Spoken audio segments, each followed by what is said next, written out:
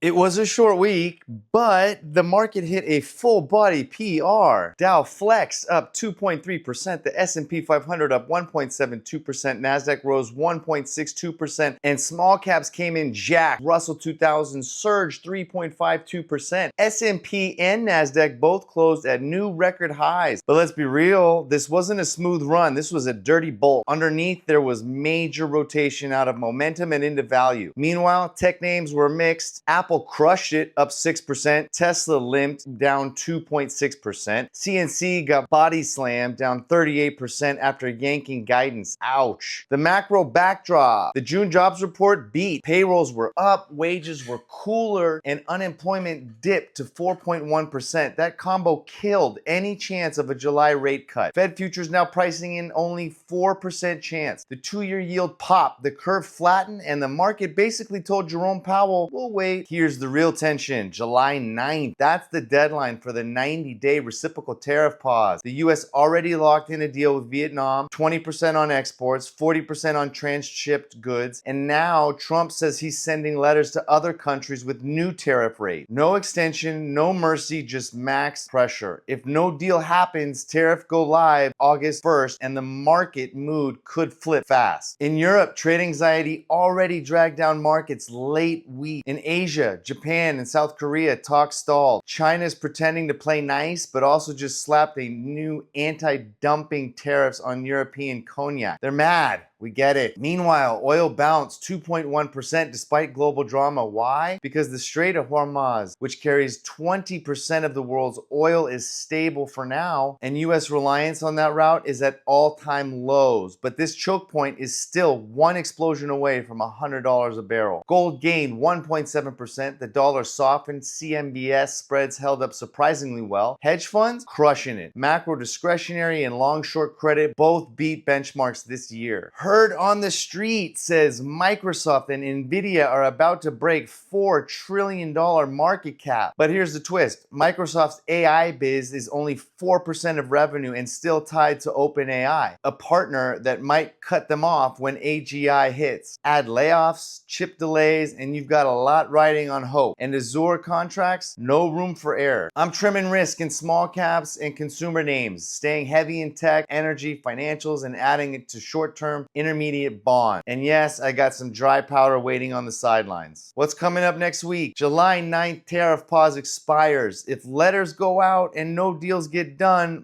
buckle up. FOMC minutes Wednesday. Watch for clues on whether the Fed would have cut if not for tariffs. Jobless claims Thursday and consumer credit Tuesday. Both will show if cracks are forming. US Treasury auctions $121 billion in 3s, 10s, and 30s. Watch how the bond markets digest all this debt. And keep your eyes on Japan, UK, and Canada. All have economic data and rate moves that could ripple globally. So what does all of this mean for your portfolio? Well, markets are hitting records, but not because everything's great. They're hitting records because liquidity is high, hope is strong, and people are afraid to miss out. But hope isn't a strategy. Flexibility is. And in a world where tariffs could shift earnings overnight, discipline beats drama. Stay nimble, talk to your advisor, stay profitable. I'll see you at the open on Monday. God bless.